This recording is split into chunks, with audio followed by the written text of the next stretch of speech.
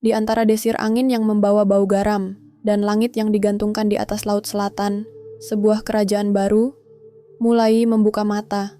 Mataram, tanah yang lahir dari debu perang, dari sawah yang dibasuh hujan, dan dari doa yang diucapkan pelan di tengah malam yang panjang. Namun sebelum suara gamelan pertama dipukul, sebelum para raja duduk di singgasana tanah Jawa, sesuatu yang lebih tua sudah menunggu. Ia yang tidak bernafas. Ia yang tidak pernah tidur. Ia yang telah menyaksikan pajajaran runtuh, kerajaan-kerajaan saling memakan, dan manusia berebut kekuasaan yang tak pernah benar-benar milik mereka. Di dasar ombak yang hijau gelap, Nyi Roro Kidul membuka matanya. Bukan seperti manusia membuka mata, tapi seperti laut menegakkan punggungnya. Tenang, namun penuh kekuatan yang tak bisa ditebak.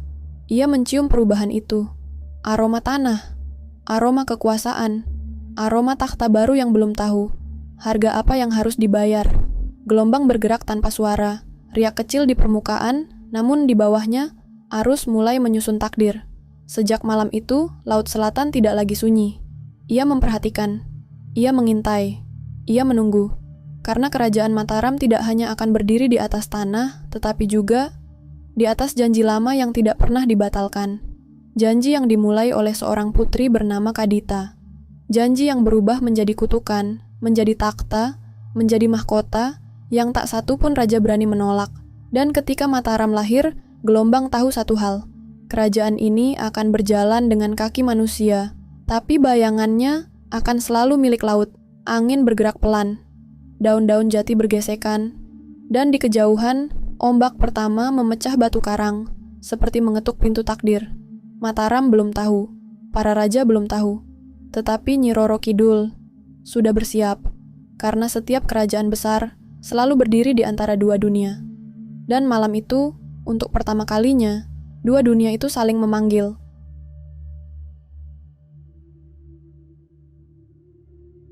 Tanah Mataram, pada awal abad yang gelap dan penuh perubahan, belum menyerupai kerajaan besar yang kelak tercatat dalam serat-serat tua. Ia hanya hamparan sawah, desa-desa kecil, dan kabut pagi yang menggantung rendah di antara batang-batang jati. Namun dari tanah yang sunyi itulah, suara baru bangkit, suara manusia, suara ambisi, suara seorang pemimpin yang kelak menggeser takdir Pulau Jawa. Nama itu Senapati. Ia bukan raja saat itu. Belum, hanya seorang panglima muda yang diajari keras oleh medan perang, oleh daerah yang terus berubah, dan oleh rakyat yang memerlukan ketegasan lebih dari sekadar janji. Setiap pagi, Senapati berjalan sendirian melintasi tanah basah yang belum dijamah istana. Ia mendengar sesuatu yang tidak didengar orang lain, bukan suara gamelan, bukan suara manusia, tapi suara bumi. Desah panjang tanah Jawa yang meminta pemimpin, bukan penguasa. Dan di salah satu pagi itu, ketika kabut masih menggulung seperti sutra kelabu, ia merasakan sesuatu yang tak dapat dijelaskan. Bukan dari daratan, tapi dari arah selatan. Dari ombak yang belum pernah disentuhnya, dari laut yang namanya beredar sebagai bisik-bisik, bukan sebagai tujuan. Laut Selatan, samudra luas yang menyimpan jejak gaib, takhta tersembunyi, dan memori seorang putri pajajaran yang telah menjadi ratu tanpa kerajaan manusia. Senapati belum mengenalnya, belum mengerti, namun arus itu sudah memanggil. Saat matahari naik dan desa-desa menyalakan tungku, Senapati memulai pembangunan kecil yang kelak menjadi pusat kekuasaan. Mataram belum dipahat oleh arsitektur besar, belum dilukis dalam babat. Namun fondasinya telah tumbuh. Para pengikutnya datang satu persatu. Mereka membawa keyakinan, juga ketakutan. Karena setiap kerajaan besar selalu dimulai oleh sesuatu yang tidak terlihat. Bukan senjata, bukan benteng, tapi keyakinan manusia bahwa mereka ditakdirkan untuk lebih dari sekadar hidup. Dan keyakinan itu membutuhkan restu. Restu dari langit, dari leluhur. Dan kadang, dari sesuatu yang berada di luar batas manusia. Pada malam yang sunyi, ketika api unggun padam dan angin lewat tanpa suara, Senapati duduk menghadap selatan. Ia tidak tahu mengapa. Tubuhnya hanya mengikuti dorongan kecil yang terasa seperti ingatan lama yang bukan miliknya. Seolah-olah ada seseorang yang pernah menatap arah itu, berabad-abad sebelumnya. Di kejauhan, ombak bergerak pelan, Dan jauh di bawah permukaan, Nyi Roro Kidul mendengarnya. Ia tahu suara pemimpin ketika mendengarnya. Nada ambisi yang lembut, nada takdir yang belum menemukan bentuk, nada manusia yang akan mempengaruhi arah Pulau Jawa selama berpuluh-puluh tahun. Ia tersenyum, senyum yang tidak dimengerti manusia. Senyum laut, karena seorang pemimpin besar akan selalu, tanpa sadar, memanggil laut. Hari-hari berlalu. Kekuatan Mataram muda tumbuh pesat. Senapati mulai dikenal bukan hanya sebagai panglima, tetapi sebagai pusat gravitasi bagi mereka yang rindu ketegasan di tengah perang saudara. Namun semakin Mataram membesar, semakin kuat pula bisikan dari arah selatan. Kadang seperti gemuruh, kadang seperti lagu lirih, kadang seperti panggilan. Dan panggilan itu mendekat. Sampai pada suatu malam, ketika bulan hanya separuh dan angin selatan membawa aroma garam, Senapati mendengar suara yang membuat punggungnya merinding. Suara ombak yang memecah karang, padahal jaraknya puluhan sungai dan hutan dari tempat ia berdiri. Ia menutup mata, dan dalam gelap itu ia melihat sesuatu. Mahkota hijau, gaun berpendar, rambut panjang yang bergerak seperti dikelus arus. Mata yang memandangnya bukan sebagai manusia biasa, tapi sebagai pewaris sesuatu yang lebih besar dari dirinya. Ia terkejut, ia mundur selangkah. Namun gambaran itu tidak pergi. Hanya satu kalimat yang terdengar di benaknya. Kerajaan tidak hanya berdiri di darat, tapi juga di laut. Senapati tidak mengerti. Namun malam itu, untuk pertama kali, nama itu muncul di hatinya. Ratu Laut Selatan, Nyi Roro Kidul. Dan sejak malam itu, takdir Mataram mulai diseret menuju dua dunia. Dunia manusia dan dunia laut yang diam-diam mengawasi raja-raja pertama tanah Jawa.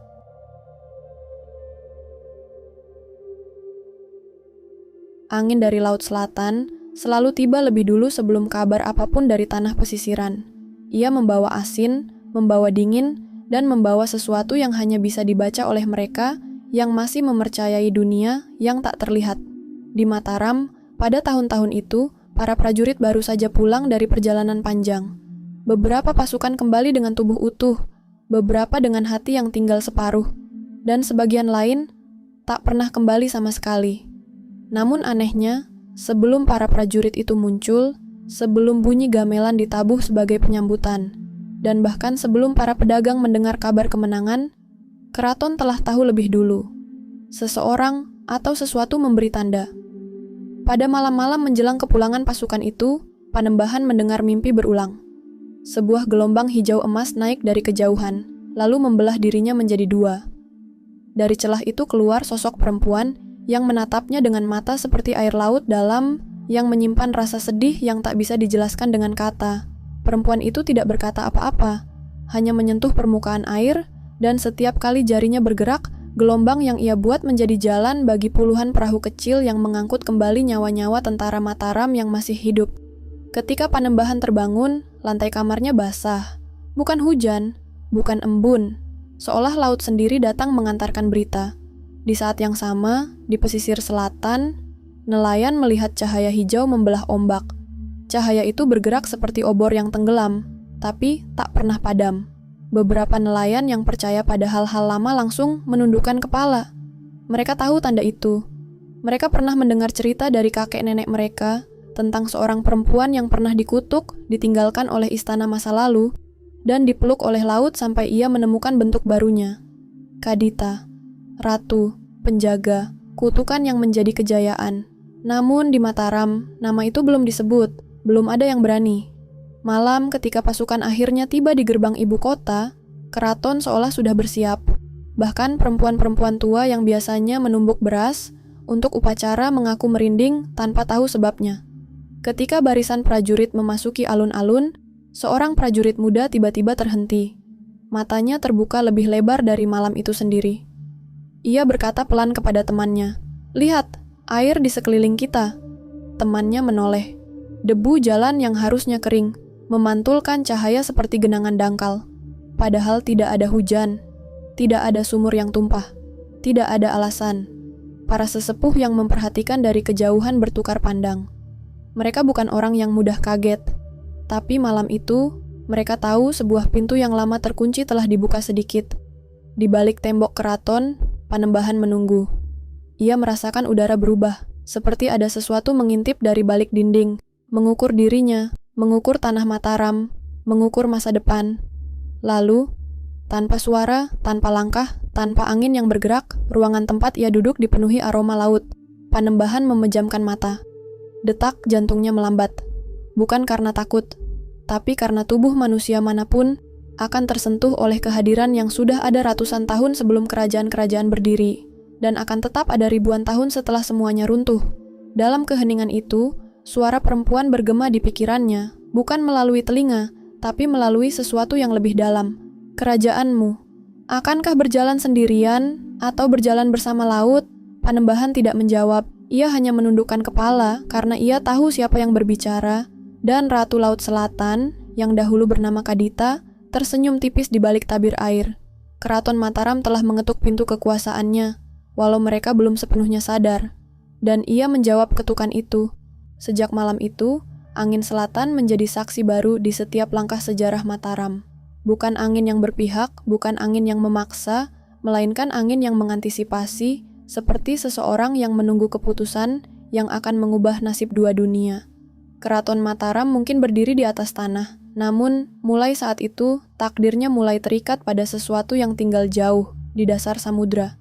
Dan dalam kedalaman laut, ratu itu membuka matanya, membiarkan rambutnya melayang seperti bayangan yang memanggil. "Wahai Mataram," bisiknya, "kita akan melihat sejauh apa kalian sanggup berjalan."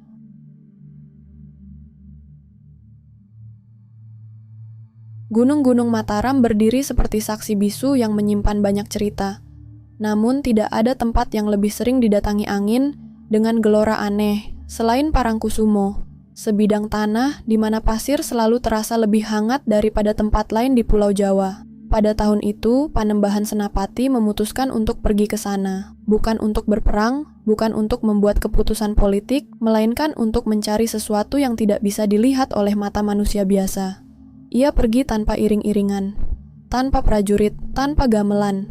Hanya seorang pemimpin kerajaan yang ingin memahami sebuah tanda yang telah mengikuti Mataram sejak awal. Angin asin, mimpi hijau emas, dan suara laut yang memanggil namanya. Di sepanjang perjalanan, orang-orang desa memandang penuh hormat. Mereka tahu kemana Panembahan pergi, dan mereka tahu bahwa malam ini dunia bisa saja berubah. Menjelang senja, Panembahan tiba di tepi pantai. Laut Selatan tidak beriak pelan seperti biasanya. Ombak malam itu bergerak seperti hewan besar yang sedang menahan napas, menunggu sesuatu. Panembahan duduk bersila. Ia menutup mata dan menarik napas panjang, mengikuti cara para leluhurnya ketika memanggil batas antara dunia manusia dan dunia yang lain. "Jika engkau memang ada," bisiknya pelan, "tunjukkan dirimu. Bukan untuk menakuti, bukan untuk memaksa, tapi agar aku tahu apakah Mataram berjalan sendirian atau ditemani kekuatan yang lebih tua dari pulau ini." Sunyi. Satu-satunya suara adalah ombak yang memukul pasir. Namun, beberapa saat kemudian, sunyi itu berubah. Pasir bergetar. Nafas angin berhenti. Laut tiba-tiba mereda seperti disihir tangan tak terlihat. Air yang biasanya liar sekarang berdiri setenang kaca. Dan dari tengah laut, sebuah cahaya hijau memanjang seperti garis waktu yang dibentangkan. Perempuan itu muncul. Tidak melangkah, tidak berenang. Ia seperti digerakkan oleh laut itu sendiri, seakan ombak adalah kursi kerajaan yang membawanya mendekat. Rambutnya hitam memanjang, melayang bersama angin, dan setiap helaian tampak seperti serpihan malam. Pakaiannya hijau, berpendar lembut, seolah dibuat dari air yang memantulkan cahaya bulan. Mata perempuan itu dalam, luas, dan tua seperti samudra itu sendiri. Kadita, Roro Kidul, Ratu Laut Selatan, kutukan dari Pajajaran yang menjadi kekuatan abadi. Ia berhenti beberapa langkah di depan Panembahan. "Panembahan Senapati!" Suara itu bergema seperti dari jauh, tetapi terasa sangat dekat. "Engkau mengetuk pintu yang telah lama tertutup."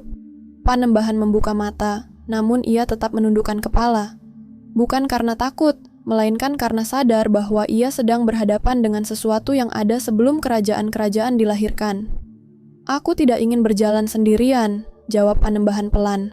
"Dan aku tidak ingin Mataram berdiri tanpa memahami dunia yang lebih luas dari tanah yang aku jaga." Roro Kidul menatapnya, dan angin tiba-tiba berputar mengelilingi mereka, membuat pasir bergerak seperti tirai. Apakah engkau menginginkan kekuatan? Tanyanya. Atau engkau menginginkan keseimbangan? Panembahan terdiam sejenak. Pertanyaan itu bukan godaan. Itu ujian. Jawaban yang keliru bisa mengubah Mataram menjadi kerajaan yang hidup dari ketamakan bukan kebijaksanaan. Aku menginginkan masa depan, jawab Senapati akhirnya. Bukan hanya untukku, tapi untuk Mataram.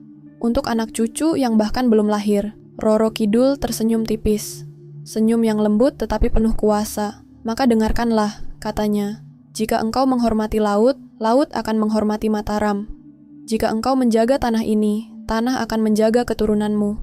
Jangan ambil lebih dari yang kamu perlukan. Dan jangan biarkan kekuasaan membuatmu lupa bahwa manusia selalu rapuh di hadapan alam. Angin laut bertiup lebih keras. Gelombang mengalun tinggi. Dan dari puncak ombak terdengar suara nyanyian halus yang hanya bisa didengar oleh mereka yang diizinkan. Aku akan berjalan bersamamu, kata Roro Kidul, dan Mataram akan berjalan bersama laut. Di saat itulah, laut kembali bergemuruh. Pasir mengelilingi Panembahan dan Ratu Laut Selatan, seperti lingkaran yang dibuat oleh kekuatan yang tak terlihat. Di tengah lingkaran itu, dua dunia bertemu.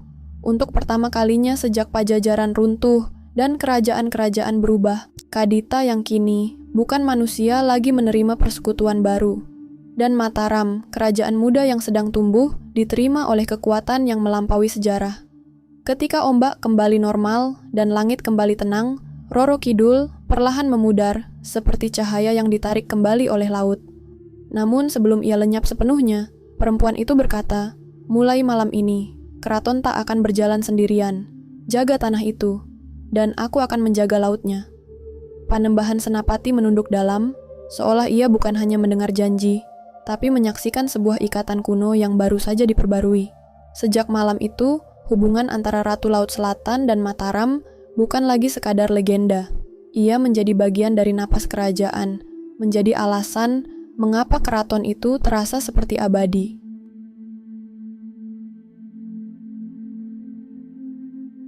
Sejak malam itu, ketika Panembahan Senapati menunduk di tepi Parangkusumo dan Ratu Laut Selatan mengucapkan janji, angin selatan tidak pernah sama lagi. Pasir pantai berbisik lebih lembut kepada orang-orang desa, ombak berirama seperti gamelan yang tak pernah berhenti, dan kabut pagi menutup gerbang kota Gede seolah memberi selimut bagi kerajaan yang baru lahir. Mataram mulai berubah. Bukan oleh senjata, bukan oleh perjanjian politik, melainkan oleh sesuatu yang lebih tua dan lebih diam. Tanah itu menjadi subur, sawah-sawah berkilau setelah hujan, tanpa pernah ada sungai yang meluap lebih dari yang diperbolehkan. Hasil panen melimpah dan rakyat bersyukur. Meskipun mereka tak tahu siapa yang harus diucapkan terima kasihnya. Di dalam keraton, Panembahan Senapati berjalan di lorong-lorong kayu. Setiap langkah terasa ringan, namun ia tahu setiap gerakan memiliki konsekuensi. Mata manusia mungkin hanya melihat kerajaan yang biasa, namun mata roh laut melihat sebaliknya. Setiap keputusan yang dibuat Panembahan diikuti oleh bisikan halus dari samudra. Peringatan, doa, dan pengawasan. Para abdi dalam, prajurit, dan penasihat merasakan energi yang aneh. Kadang seperti hangat yang menenangkan, kadang seperti bisikan yang menegur. Mereka belajar menghormati sesuatu yang tak bisa disentuh, namun selalu hadir. Kemenangan Mataram pun datang. Musuh-musuh yang dulu menentang kerajaan tiba-tiba mundur tanpa pertempuran besar. Keputusan politik Panembahan tampak selalu tepat, meskipun kadang di luar nalar manusia. Orang-orang mulai berbicara dalam hati. Kerajaan ini diberkahi. Tapi mereka tak tahu siapa yang memberkahi. Bahkan Panembahan sendiri kadang merasa seolah ada tangan tak terlihat menuntun langkahnya, menopang setiap keteguhan hatinya. Pada malam-malam tertentu, cahaya hijau muncul di langit pesisir.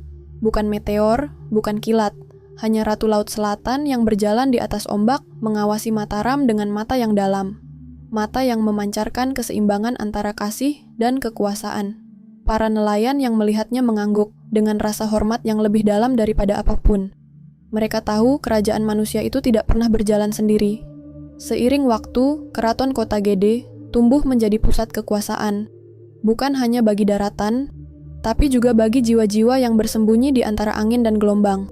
Prajurit Panembahan bertarung dengan gagah, tetapi kemenangan mereka selalu diselaraskan oleh gelombang, oleh pasir, oleh hujan yang tak pernah salah waktunya. Keajaiban ini tidak nyata bagi semua orang, tetapi terasa nyata bagi mereka yang percaya.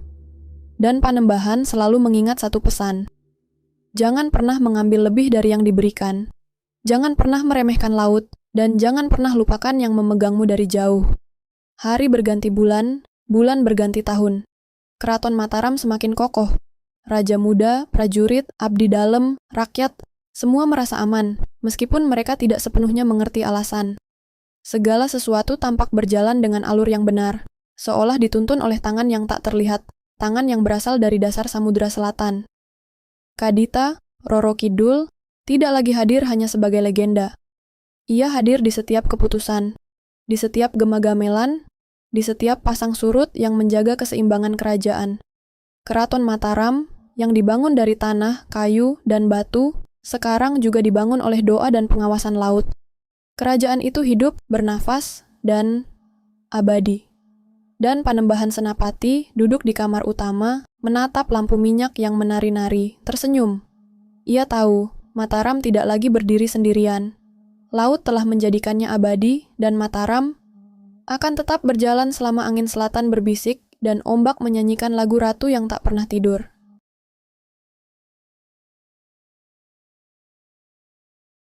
Waktu mengalir, seperti sungai yang menembus hutan dan bukit, seperti angin selatan yang tak pernah lelah. Keraton Mataram tetap berdiri, mengawasi tanah, desa, dan sawah yang berkembang. Bangunan tua dari kayu dan batu, diwarnai oleh sejarah manusia dan doa, menjadi saksi dari persekutuan yang tak terlihat antara dunia manusia dan dunia gaib. Di dasar Laut Selatan, Roro Kidul menatap ombaknya sendiri. Ia tersenyum lembut, mengetahui bahwa kerajaan yang pernah dikunjungi Panembahan Senapati tidak lagi berjalan sendirian. Ia menjaga Mataram dari jauh, seperti cahaya hijau emerald yang muncul di malam tenang, memberi peringatan, memberi restu, memberi keseimbangan. Bagi mereka yang tinggal di keraton, hidup terasa teratur, damai, dan penuh harapan. Bagi para nelayan dan rakyat pesisir, lantunan ombak menjadi pengingat bahwa kekuatan yang lebih tua dari manusia selalu ada dan selalu menunggu agar manusia berjalan dengan bijak. Dan meskipun abad-abad berganti, dunia terus berubah, dan raja-raja baru naik dan turun, ada sesuatu yang tetap, ikatan yang tak pernah putus, antara Mataram dan Laut Selatan, antara manusia dan kekuatan yang lebih tua dari sejarah itu sendiri. Keraton Mataram, yang dibangun dari tanah, kayu, dan batu, dan diberkahi oleh doa serta pengawasan laut, terasa abadi.